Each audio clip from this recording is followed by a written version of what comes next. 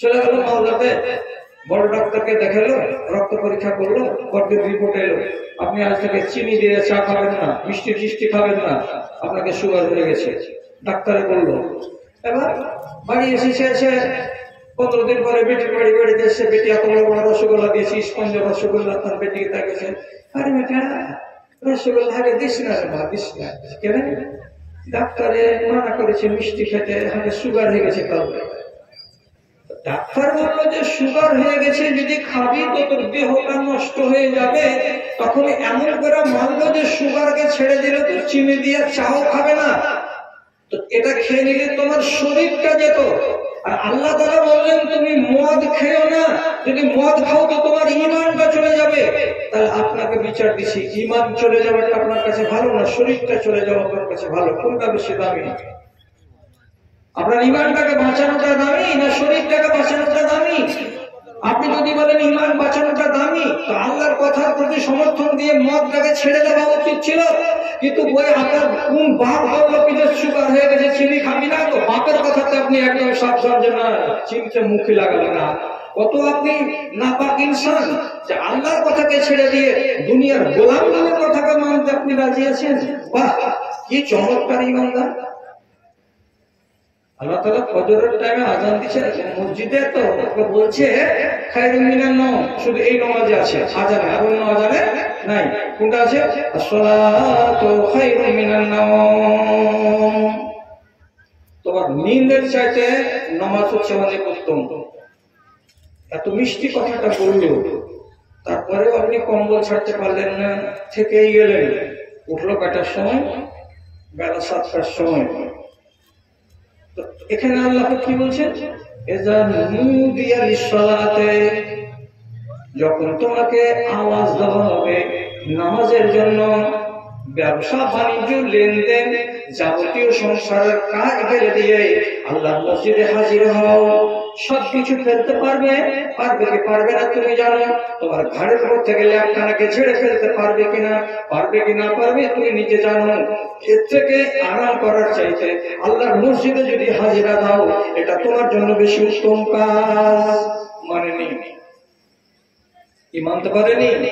ফজরের বেলা একটু হেঁটে মসজিদ যেতে হবে, যেতে পারেনি।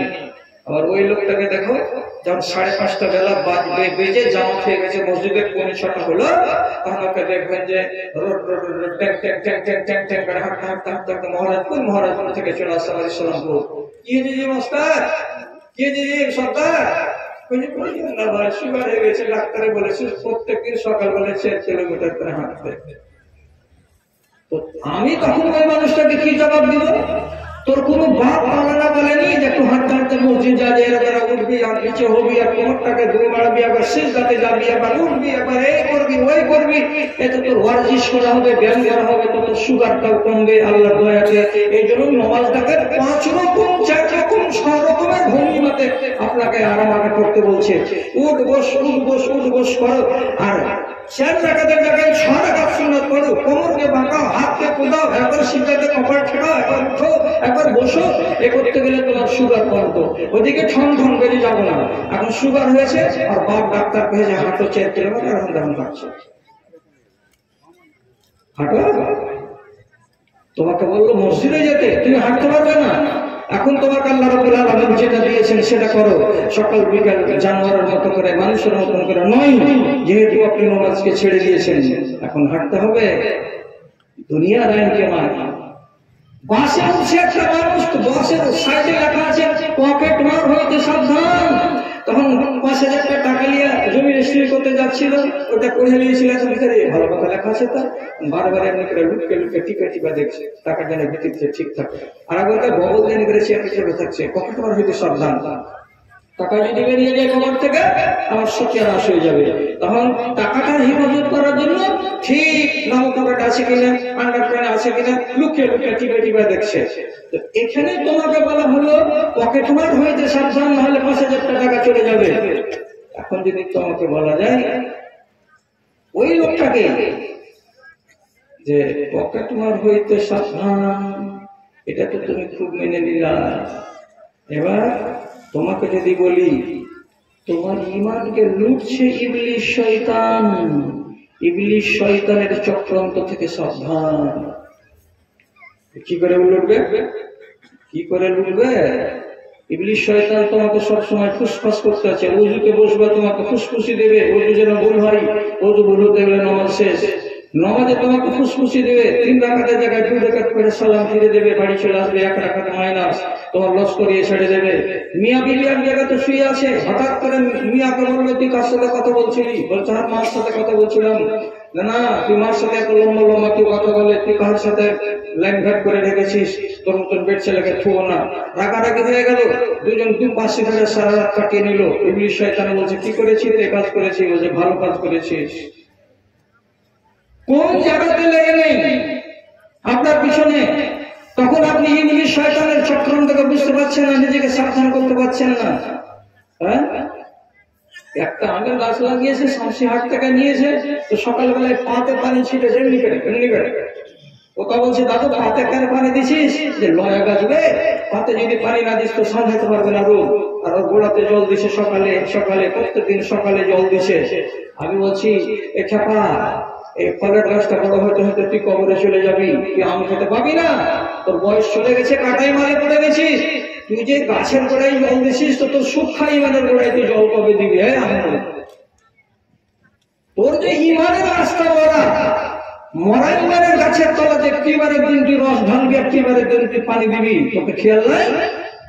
ওগুলা কথা প্রতি আমার নজর নেই। ভাই ওয়াজ শুনবেন, 4টা হাদিস বলছি, এতেই আপনি যদি কহেন মনোযোগ ঠেকিয়ে দেন আমি ঠেকিয়ে দেবো, যদি বলেন 1.5 ঘন্টাতে ছেড়ে দেন তো ছেড়ে দেবো। 4টা মাত্র হাদিস আপনাকে বলছি। এই 4টা হাদিসের ভেতরে 1 নম্বরটা শুনেন। রাসূলুল্লাহ বলছেন আল মুমিনুনা হাইয়ুনা ওয়ালাইয়ুনা কাল জামালিল আনিফে। মুমিন কাকে বলা হয়? মুমিন কার নাম? নবীজি বলছেন এমন একটা যে মুখটার নাকে ছিদ্র করে দিয়ে দড়ি ঢুকিয়ে দেওয়া আছে কিংবা লোহার কড়া লাগানো আছে, আর সেই লোহার কড়াতে লম্বা সুতা দেয়া আছে। ওই সুতাটাকে ধরে তার মালিক যেদিকে যেদিকে টানবে সেদিকে সেদিকে যাবে।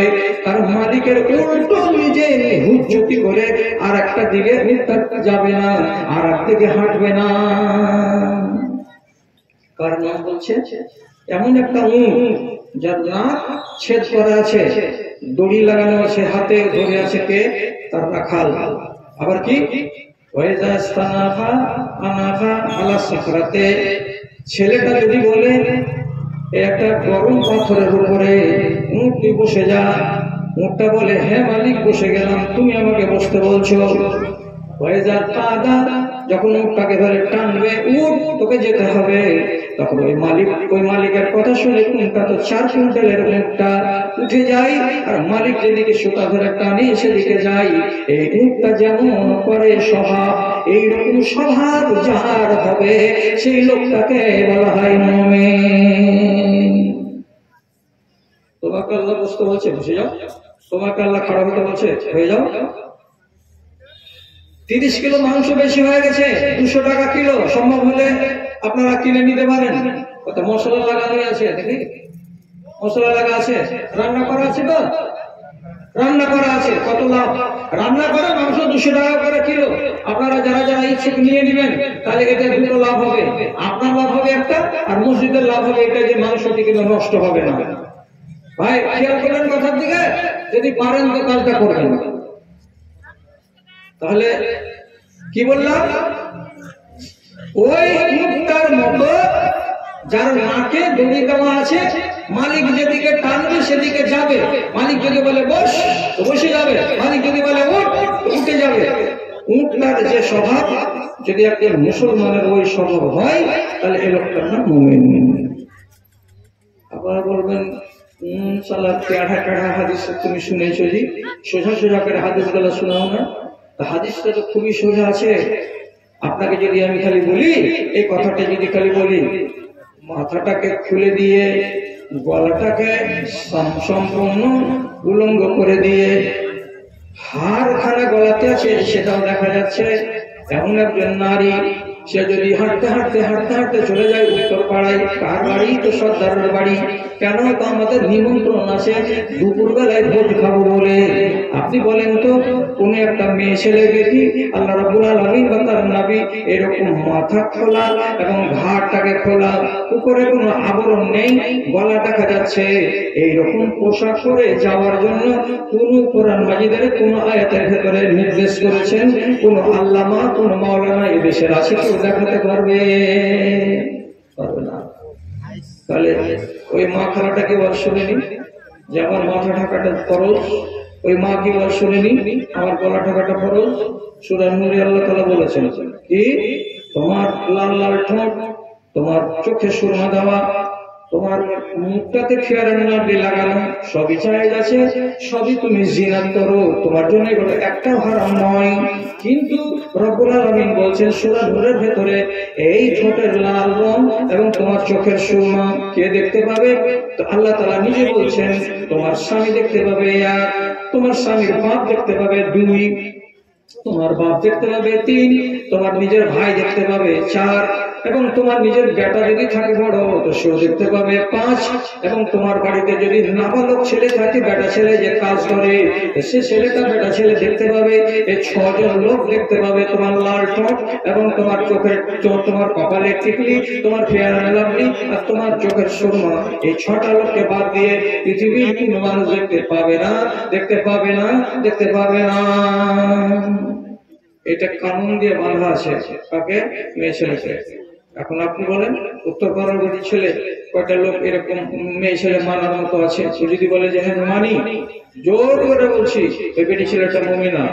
আর যদি করে কি 250 টাকা খালি ঠোঁটের লালটার দাম যদি একটু বাহির করে লোককে না দেখাবো, তুমি অত টাকা দেখে না, কিন্তু 15 টাকার বেলা। কিন্তু তো তুমি যদি এইটা মনে করো যে গা এলাকা আমি দেখাবো, আর তোমার গা দিয়ে যদি খালি সেন্ট বেরোয়, সেন্ট তোমার গায়ের গোড়া দিয়ে যে হাঁটছে, আমি হাঁটি আর কোনো ভাই হাঁটে আর কোনো ভাই হাঁটে, তোমার গা থেকে যদি শুধু সেন্ট পাওয়া যায়, তুমি কোন রকমের সেন্ট ব্যবহার করেছো, এক্সপ্রে গায়ে লাগিয়েছো, তাহলে রাসূলুল্লাহ বলছেন তোকে আগে বুঝানো হয়েছে মুমিন কার নাম, যে আল্লাহর আদেশের সাথে দড়ি লাগানো আছে। এই দড়ি ধরে যেদিকে আল্লাহ টানবে সেদিকে যাবি, যেদিকে টানবে না যাবি না। মানা যে করে আছে, মেয়ে ছেলে পেলে আতর ব্যবহার করতে পারবে না, তারপরেও যে আতর ব্যবহার করেছো, তো তোমার পরিচয় কি? বলছে আমি মুমিন বেটি ছেলে, মুমিন নয়। রাসূলুল্লাহ বলছেন আইয়ুমা ইমরাতিন ইস্তাতারাত সুম্মা খারাজাত লিতাজিদান নাস মিন রিহা ফাইন্নাহা জানিয়াতুন।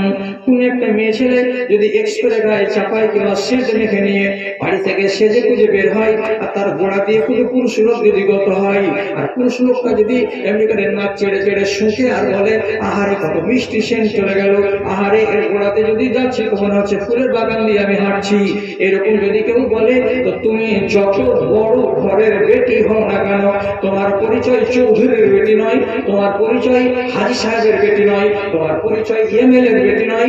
রাসূলুল্লাহ পরিচয় দিয়ে বলছেন ওই বেটি ছেলেটা হলো রান্ডি, বেটি ছেলেটা হলো বেশ্যা। এখন যদি তুমি মানো তো মুমিন, আর যদি তুমি না মানো তাহলে মুমিনের সীমানা থেকে খারিজ। এখন এইরকম কানুন আপনার নামে লেখা আছে। কি লেখা আছে? ওয়ালা তানহারহুমা ওয়া কুল লাহুমা কাওলান কারীমা। বাপ আর মা যদি বুড়া হয়ে যায়, বিশেষভাবে বাপ মা যদি বৃদ্ধ হয়ে যায়, তাহলে বাপ মার সঙ্গে তোমাকে সদ্ব্যবহার করতে হবে। ওয়ালা তানহারহুমা, বাবা মাকে নাক ঝাড়া দিয়ে দাঁত ঝাড়া দিয়ে কথা বলা যাবে না, এবং তাদের সঙ্গে ঝগড়া করা যাবে না। তাদেরকে 60 বছর বয়সে জুদা করা যাবে না। মাকে 60 বছর বয়সে লকড়ি ঘাটিয়ে হাত পুড়িয়ে রান্না করতে বাধ্য করা যাবে না। বাপকে বাজার করতে যেতে হবে এমন তুমি সিচুয়েশন তৈরি করিও না। বাপেদের সেবা করো, মায়ের সেবা করো, সাথে করে নিয়ে রাখো, বুড়া আর বুড়ি হেঁটে রান করো, ওরা যেন তোমার কাছে দুটো দানা পেয়ে তোমার বাড়িতে থেকে আরামের সঙ্গে মরতে পায়। আল্লাহ তাআলা বলছেন সূরা বনী ইসরাঈলে। এখন আপনি আপনার বাপকে 60-65 বছর মার বাপের বয়স, আর তোমার বয়স হলো কত? 30 বছর। তোমার বউটার বয়স হলো 25 বছর। মাত্র তোমাদের দুটা ছেলে, একটা বেটা একটা বেটি। তুমি ট্যাংরা মাছ দিয়ে দেওয়াতে বসে বসে, সুস্থতে বসে বসে, বারান্দাতে বসে বসে তুমি ভাত খেছো, আর 10 হাত জোরে তোমার মা আর বাপ এমনি করে আলুর সানা দিয়ে মারছে, আর এত বড় বড় করে এমনি ছোট ছোট করে লম্বা করছে, মুখে দিচ্ছে, দেখা দিচ্ছে চাবাইছে। এরকম সানা দিয়ে ভাত সহজে ললি দিয়ে নামে না।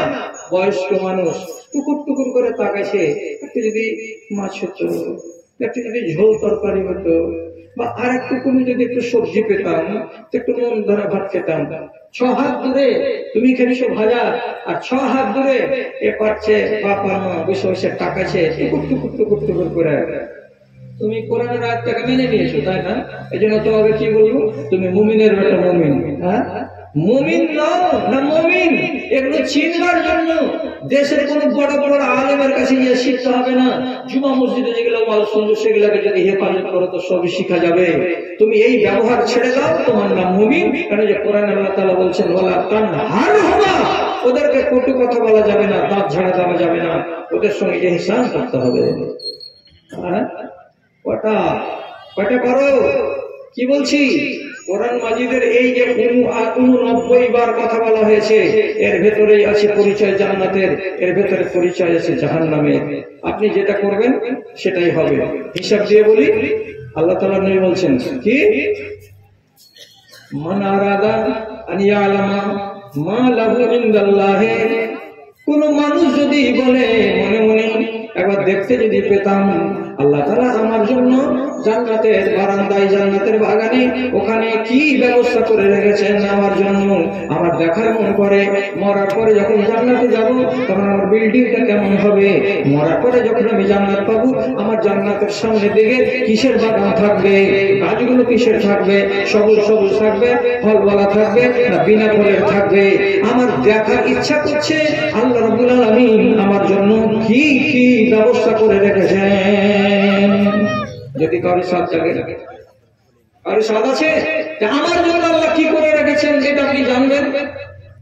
কয়তলা বিল্ডিং, বারান্দা কত বড়, এয়ার কন্ডিশন আছে কিনা, সাউন্ড দিয়ে ভোট আছে কিনা, কি আমার জন্য আল্লাহ তাআলা জান্নাতের ব্যবস্থা করে রেখেছেন।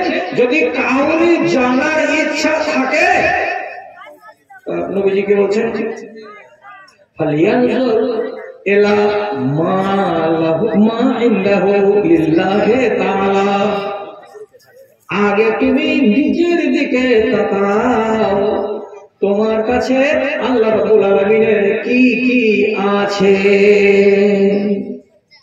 আল্লাহ আমার জন্য কি রেখেছেন যদি দেখবে তো এটা দেখার আগে আল্লাহর কি কি আছে তোমার কাছে এটা আগে তুমি দেখো।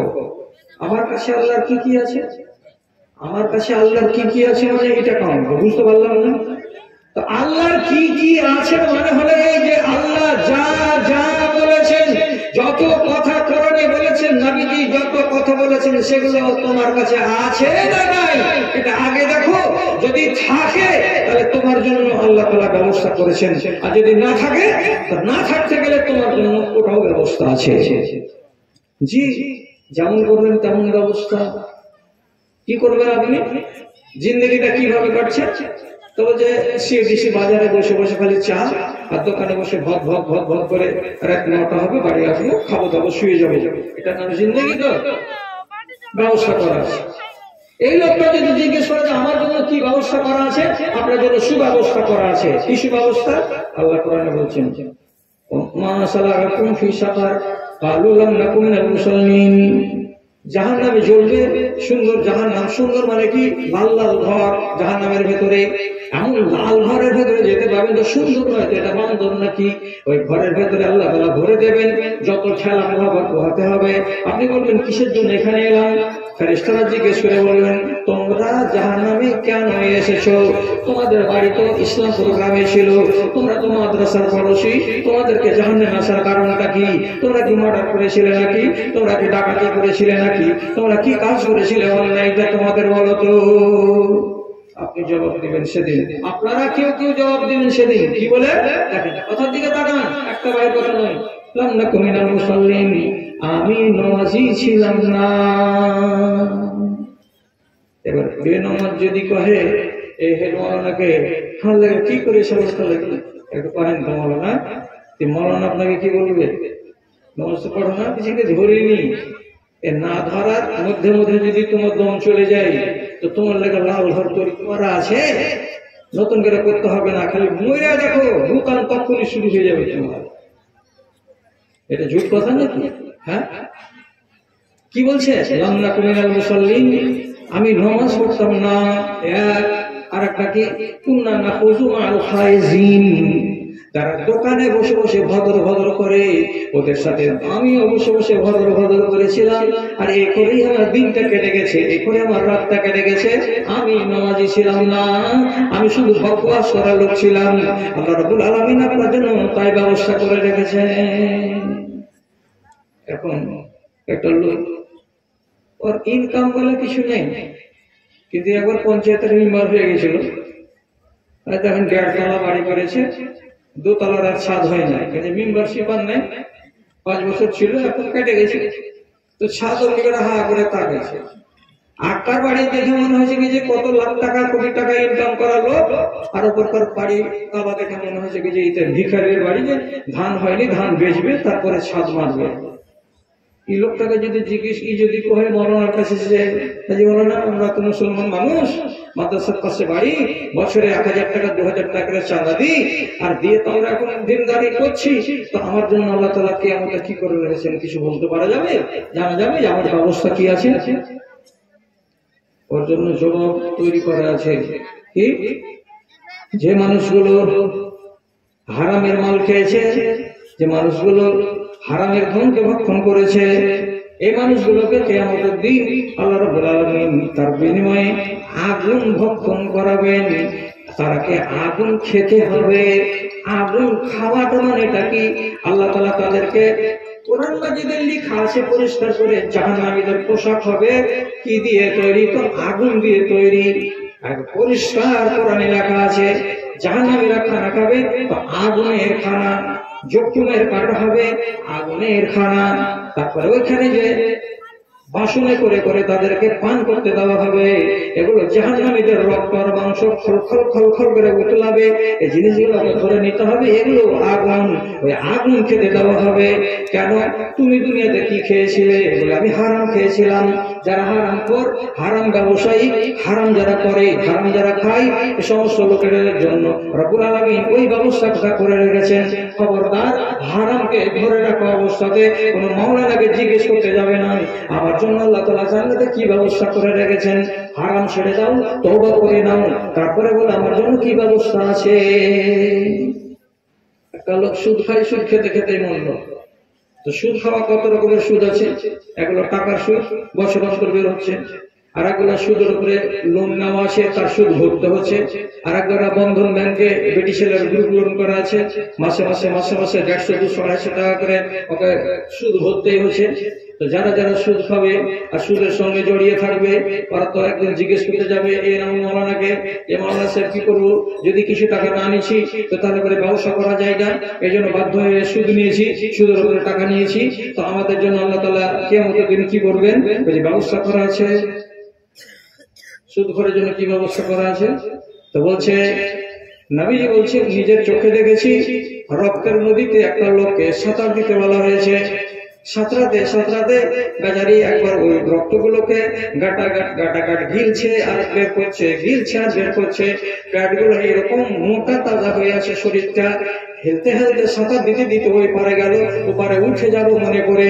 আর যেমনি ওখানে গেল, একটা ফেরেশতা দাঁড়িয়ে আছে, এত বড় একটা বড় পাথরকে হাতে করে দুম করে তার মাথায় মেরে দিচ্ছে। আর যেমনি মেরে দেওয়া, লাঠির বাড়ি মেরে দিচ্ছে, আঘাত করে দিচ্ছে। আবার ফিরে চলে আসি পাটালের দিকে, এদিকে গিয়ে উঠে যাব, উঠে যেতে গেলে নাজাত পেয়ে যাব। যখন এই কিনারায় চলে আসছি, তখন আর একটা ফেরেশতা দাঁড়িয়ে আছে, একটা মুগুর হাতে করে মারছে, জুতার বাড়ি, মুগুরের বাড়ি মাথার উপরে, পাছার উপরে। আবার মুখ ঘুরিয়ে ওদিকে হাঁটতে হাঁটতে চলে যাচ্ছে, রক্তগুলো গিলছে, রক্তগুলো পেটে যাচ্ছে। আর ওই রক্ত নদীতে ডুবছে, হিলছে, ডুবছে, হিলছে চলে যাচ্ছে।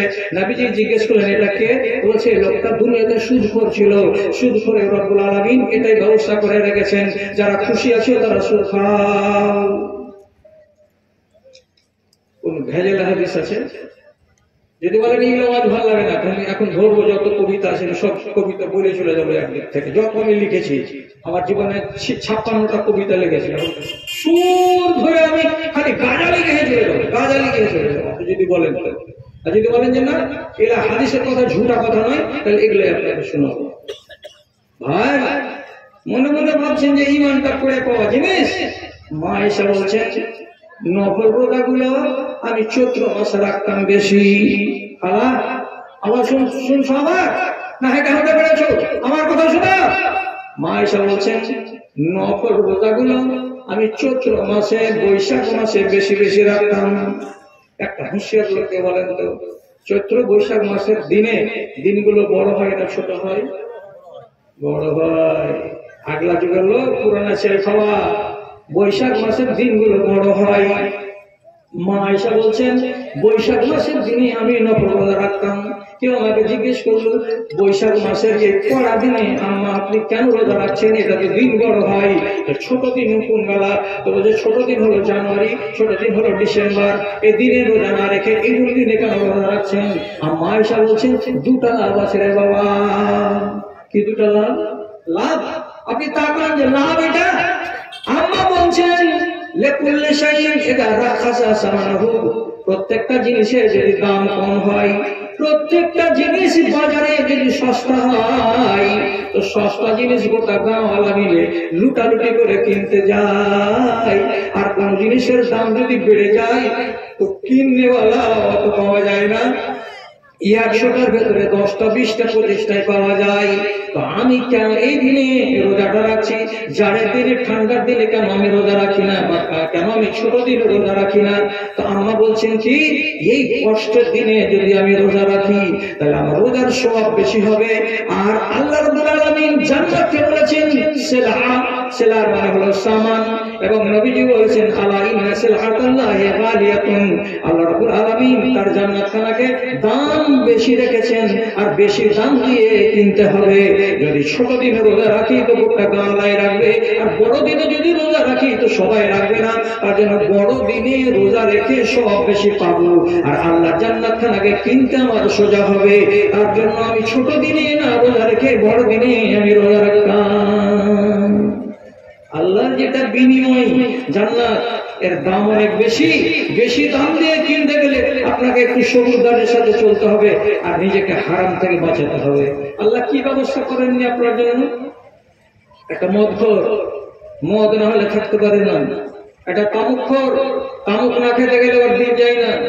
আল্লাহ রে আল্লাহ রে, আল্লাহ জি এই জমানাতে কেন পয়দা হয়েছিলাম? না বাজারে গিয়ে আরাম আছে, না ট্রেনে বসে আরাম আছে, না বাসে বসে আরাম আছে, না চায়ের দোকানে দাঁড়িয়ে আরাম আছে। আল্লাহর কসম খেয়ে বলছি, আপনি স্থির হয়ে কোন জায়গাতে একটা হয়তো এক জায়গাতে আলু কিনছেন, আর একবার দেখুন আপনার ঘাড়ের ভেতর দিয়ে ধোঁয়া চলে আসছে। ঘুরে দেখেন একটা মুসলমানের বাচ্চা বেড়ি করে ছেড়ে দিচ্ছে আপনার দিকে। ট্রেনে বসে থাকবেন ওই হাল, বাসে বসে থাকবেন ওই হাল। এখন হাটে বাজারে মাঠে ঘাটে রাস্তাতে চৌরাহাতে তীরমোহনীতে যেখানে দেখেন সেখানে মুসলমানের বাচ্চা ওর দাঁতগুলো কালো জাম হয়ে আছে, কালো জামের মতো কালো কালো। কি খেয়ে তো কিরাকে বিশ্বাস করে না জীবনে। এই কুলাঙ্গারকে মুখ ধুতে হয় না, আর আল্লাহর ফেরেশতাকে হিসাব পেশ করতে হয় না। যাহা কাছে ময়লা গু গোবর আর দাঁতে মুখে লেগেই থাকছে। আর না হয়তো দেখতে পাবেন যে বিড়ি খাচ্ছে, আর না হয়তো দেখতে পাবেন খৈনি খাচ্ছে, আর না হয়তো দেখবেন কুম্ভ দিয়ে পান খাচ্ছে। মুসলমান হারাম জিনিসে ডুবে গেছে, আর ডেনা ধরে করে উঠাবার কোন টাইমই নাই, উঠাতে পারা যাচ্ছে না। আল্লাহ কি করবো? কোন জমানাতে পয়দা হলাম? মদখোরি করবে আর করার পরে বলবে আল্লাহ রাব্বুল আলামিন আমার জন্য কি ব্যবস্থা করে রেখেছেন। তো কি জবাব দিবে মাওলানা? মদখোর তুমি বলছো আল্লাহ আমার জন্য কি করে রেখেছেন। উর্দুতে একটা কথা আছে, ये मुंह और मसूर की दाल हमें पैट हुई है, फिर गृहस्थ कैसे তরকারি বদলে कोई আচার নাই জি। पैट हुई যদি আচার চাই তো মুখে জুতা মারবে। पैट हुई এসেছিস পাটের শাক পাবি, আর ডাল পাবি তো থুপড়ি খুঁজে পাবি না। খায়া নিলে পাট পাটতে ফের যা। আর এই জন্য কথা যে ये मुंह और मसूर की दाल, এই মুখ দিয়ে মুসুরি ডাল খাবি, মুসুরি ডাল খেতে গেলে চোখা ভালো লাগবে। আমার জন্য কি করা আছে? আল্লাহ তাআলা কি করে রেখেছেন? মদখোরি করবি আর তুই যে আল্লাহ আমার জন্য কি করে রেখেছেন? করে রেখেছে ব্যবস্থা। একদম আল্লাহর কসম খেয়ে বলছি, মদখোরের জন্য রব্বুল আলামিন মেহমানের ব্যবস্থা করে রেখেছেন। একদম এরকম টিনের বোতলে, লোহার বোতলে বোঝ করা আছে, আর ফেরেশতারা হাতে দিবে না, এমনি করে আঁকুড়াতে করে ধরিয়ে দিয়ে আপনার মুখের কাছে নিয়ে গিয়ে বলবে মুখটাকে খালি হা করো, আমরা ঢেলে দিল। কি খাওয়াইবে আল্লাহ তাআলা এখানে স্পষ্ট করে লেখা আছে, ইসলামিন নাহারিল গুতাতে আও গাওতাতে। দুনিয়াতে যত রান্ডি বেটি ছেলে মরে গেছে রান্ডিবাজি করতে করতে করতে করতে, ওই সমস্ত কোটি কোটি কোটি কোটি কোটি কোটি রান্ডি মহিলারা জাহান্নামে জ্বলবে। আর আল্লাহ রাব্বুল আলামিন বলছেন, ওই রান্ডি মহিলাদের সরম গা দিয়ে চুয়ে চুয়ে চুয়ে চুয়ে এক জাতের পানি বেরিয়ে আসবে। আর ওই পানিগুলো সবারই যখন চুয়ে চুয়ে একটা ক্যানেল দিয়ে প্রবাহিত হবে, তখন নদীর মতো মনে হবে। যেমন আপনাদের বাড়ির পাশে ছোট নদীটা আছে, নদীর যেমন কলকল কলকল করে পানি বয়ে যায়, ঠিক সেই রকমই জাহান্নামের মধ্য দিয়ে এই ছোট্ট নহরটা প্রবাহিত হবে। ওখান থেকে গ্লাসে করে তুলে আল্লাহ ফেরেশতারা পান করাবে। কারাকে? যারা দুনিয়াতে মদ খোরি করতো তারাকে। টেস্টটা কেমন হবে, মজাটা কেমন হবে? জাহান্নামীরা আল্লাহ রাব্বুল আলামিনের কাছে অভিযোগ জানিয়ে বলবে, পরওয়ারদিগার, আগুনের সাজা সইতে সইতে পিণ্ডা কালি হয়ে গেল রে মাবুদ। তারপরে আর একটা জুলুম, আমাদের এই গোড়া দিয়ে যে নহরটা চলে যাচ্ছে, নহরের পানিগুলোকে সহ্য করা যায় না। এত দুর্গন্ধ, এত দুর্গন্ধ, পচা মরা কুকুরের তো এত দুর্গন্ধ হয় না যত বিকট গন্ধ এই নদীর পানিগুলো দিয়ে হয়। এটাকে বন্ধ করে দাও মালিক, আর না হয় এটার মুখটাকে অন্যদিকে করে দাও। আল্লাহ রাব্বুল আলামিন বলছেন, এই পচা গন্ধটা কোথা থেকে বেরিয়ে আসে? তাখরুজু মিন ফুরুজিল মুমিসাত, বেশ্যা মেয়ে ছেলেদের সরঙ্গা থেকে বেরিয়ে এসেছে। অতএব জিনিসটা ভালো হবে না, এটার সেন্ট